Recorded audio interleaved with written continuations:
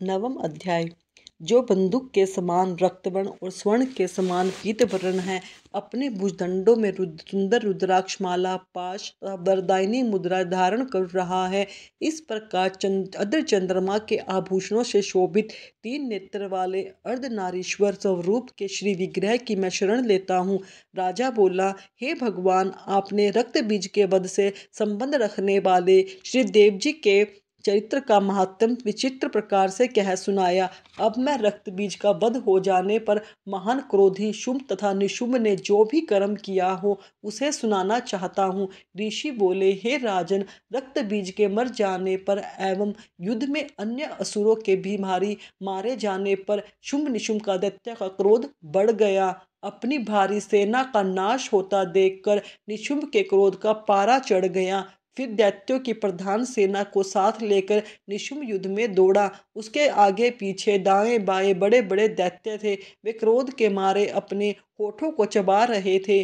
वे सभी देवी को मार डालने के लिए आ गए। कुपित होकर शुंभ भी अपनी सेना के साथ मातृगणों से लड़कर चंडिका को मार डालने की इच्छा से आ गया। तब देवी जी के साथ शुंभ निशुंभ का बड़ा भारी युद्ध होने लगा। दोनों दैत्य बादलों की तरह बाणों की वर्षा करने लगे। अपने बाणों के समूह से चंडिका ने उनके बाण काट दिए। फिर शस्त्र समूह से उन दैत्यों के अंगों पर प्रहार किया। निशुंभ ने तीखी तलवार तथा चमचमाती ढाल उठा ली और देवी के पराक्रम वाहन सिंह के ऊपर प्रहार किया। अपने वाहन पर इस प्रकार प्रहार होता देखकर देवी ने शुक्र नामक बाण द्वारा निशुंभ की बड़ी तलवार तथा 8 चंद्रों वाली ढाल काट दी। तलवार तथा ढाल के कट जाने पर उस दैत्य ने शक्ति चलाई। उसे सामने आता हुआ देखकर देवी ने चक्र द्वारा उसके 2 टुकड़े कर डाले। तब अत्यंत कुपित होकर निशुंभ दानव ने शूल उठा लिया, उसे देवी पर फेंका। देवी जी ने मुक्के के प्रहार से उसे भी चूर चूर कर दिया। गदा उठाकर फिर चंडिका की ओर उसने फेंकी।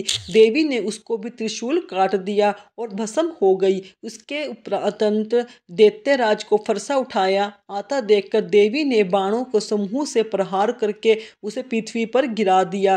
अपने भयानक पराक्रम भाई निशुंभ के इस प्रकार धाराशायी होने पर शुंभ क्रोध से भर गया और अंबिका को मारने के लिए सामने आया। वह रथ पर बैठा था। उसकी बड़ी अनुपम 8 भुजाएं थी। उसमें भयंकर शस्त्र शोभायमान थे। उन भुजाओं से सारे आकाश को ढांप कर रखा था। वह शोभित हो रहा था। उसे इस प्रकार आता देखकर देवी ने शंख बजाया, धनुष का अत्यंत दुस्सह टंकार किया। समस्त दैत्यों के तेज को हरने वाले अपने घंटे का शब्द करके उसे दिशाओं को भर दिया। तब सिंह ने भी बड़े बड़े हाथियों के महामद को चूर करने वाली गर्जना लगाई। उससे आकाश, पृथ्वी एवं दशों दिशाएं गूंज उठी। तब काली ने आकाश में उड़कर पृथ्वी पर दोनों हाथों से ताड़ना की। उस शब्द से पहले के सभी शब्द मंद पड़ गए। तब शिवदूती ने अमंगल रूप अत्यंत घोर अट्टहास किया। उस शब्द से दैत्य डर गए और शुंभ के क्रोध का पारा चढ़ गया। फिर जब अंबिका ने कहा कि हे दुरात्मन, ठहर ठहर, तब आकाश में स्थित देवता जय जयकार करने लगे। शुंभ ने आगे बढ़कर आग बरसाती हुई भयानक शक्ति चलाई। अग्नि के पहाड़ की तरह उसे आती हुई देखकर देवी ने अग्नि की भारी उल्का से उसे हटा दिया। शुंभ ने भी फिर सिंहनाद किया। उससे त्रिलोकी गूंज उठी। हे राजन, उस सिंहनाद का इतना घोर शब्द था कि जैसे कि वज्रपात हो। उसने बाकी शब्दों को परास्त कर दिया। तब शुंभ तथा छोड़े हुए बाणों की देवी ने तथा देवी द्वारा चलाए गए बाणों को शुंभ ने अपने अपने उग्र बाणों द्वारा सैकड़ों हजारे टुकड़े कर दिए। तब चंडिका ने कुपित होकर शुंभ को शूल से मारा। उसके लगते ही वह मूर्छित होकर पृथ्वी पर गिर पड़ा। इतने में ही शुंभ चैतन्य होकर वहां पहुंच गया। उसने धनुष में लेकर हाथों में बाण से काली पर प्रहार किया। तो उस दानवराज ने अपने 10 भुजाओं वाले भुजाओं बना ली। फिर चक्रों का प्रहार करने लगा और चंडिका जी को आच्छादित कर दिया। तब घोर संकटों का नाश करने वाली भगवती दुर्गा ने अपने बाणों से उस चक्रों तथा सभी बाणों को काट गिराया। तब निशुंभ दैत्य सेना से आवृत होकर चंडिका के वध के लिए हाथ में गदा लेकर बड़े वेग से भागा। वेग से आते हुए उसकी गदा को तीखी तलवार के द्वारा चंडिका ने काट दिया। फिर दैत्य ने शूल उठा लिया। शूल हाथ में लेकर उसे देव पीड़क निशुंभ को आता हुआ देखकर चंडिका अपना शूल वेग से चलाकर उसकी छाती बींध दी। उसकी छाती के फटते ही उसकी छाती से एक महाबली पुरुष निकला। वह खड़ी रह इस प्रकार कहने लगा। उसे निकलते हुए उस पुरुष की बात सुनते ही देवी अट्टहास करके हंसी और तलवार से उसका सिर काट गिराया तो पृथ्वी पर गिर पड़ा। तब भयानक दाढ़ों वाला सिंह दाढ़ों से नृत्य से सिर खुरच कुचल कर खाने लगा। इसी प्रकार काली तथा शिवदूती ने बहुत से दैत्यों का भक्षण कर डाला। कितने एक दैत्य तो कुमारी की शक्ति से नष्ट हो गए एवं कितने एक ब्राह्मणी के मंत्र पूरित जल द्वारा तेजोहत होकर भाग गए। कई एक महेश्वरी शक्ति से छिन्न भिन्न होकर गिर गए। कितने एक वाराही शक्ति के तुंड प्रहार से चूर्ण चूर्ण होकर पृथ्वी में समा गए। वैष्णवी शक्ति ने चक्र द्वारा दानवों को टुकड़े टुकड़े कर डाला। इंद्री के हाथ से छूटे हुए वज्र द्वारा कितनी एक यमपुरी जा पहुँचे। इसी प्रकार कुछ एक तो असुर नष्ट हो गए, कुछ एक और घोर संग्राम से भाग गए एवं कितने एक दैत्यों को काली तथा शिवदूती ने खा डाला। कई एक सिंह के ग्रास बन गए। 10वां अध्याय।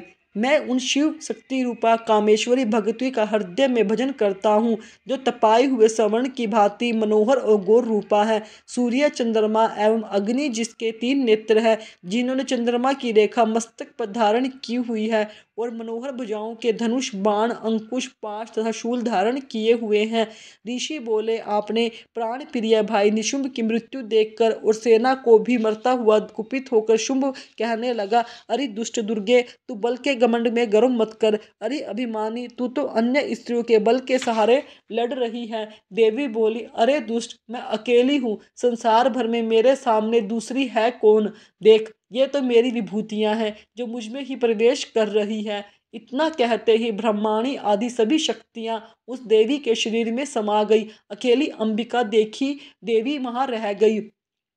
देवी बोली, मैं अपने ऐश्वर्य शक्ति संपन्न अनेकों विभूतियों के रूपों में पहले ही यहाँ विद्यमान हूँ। अब सभी रूप मैंने समेट लिए हैं। अब तो अकेली मैं ही युद्ध में खड़ी हूँ, तू भी स्थिर हो जा।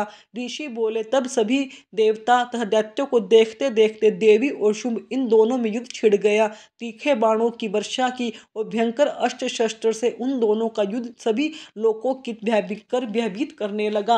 अंबिका जितने भी दिव्य अस्त्र छोड़ती जाती, दैत्येंद्र उन्हें निवारक अस्त्रों द्वारा काटता जाता। इसी प्रकार परमेश्वरी अंबिका भी खेल ही खेल में हुंकारादि शब्दों द्वारा दैत्यों के छोड़े हुए दिव्य अस्त्रों को काटती गई। तदंतर उस असुर ने सैकड़ों बाणों से देवी को आच्छादित कर दिया।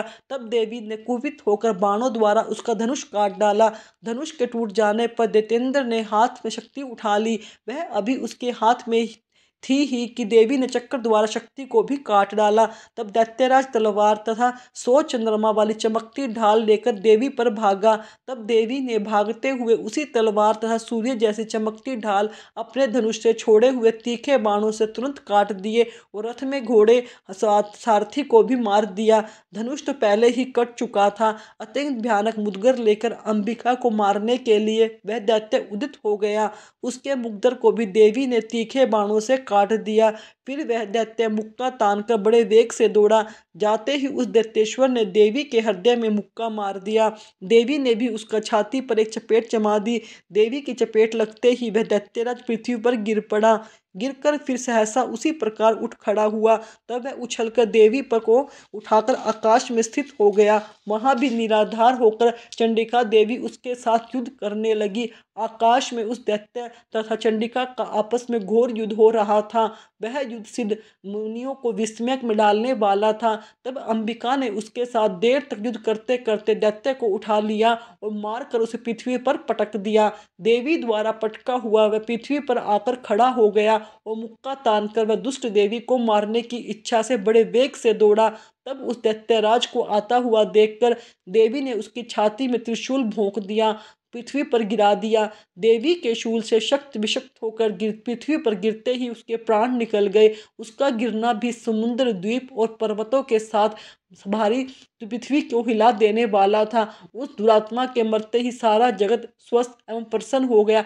आकाश भी साफ हो दिखाई देने लगा। पहले जो द्रव्य मेघ उठ रहे थे तथा उल्कापात हो रहे थे, वे सभी शांत हो गए। दैत्य के मारे जाने पर नदियां अपने अपने मार्ग पर चलने लगी। उसकी मृत्यु होते ही सभी देवताओं के मन प्रसन्न हो गए।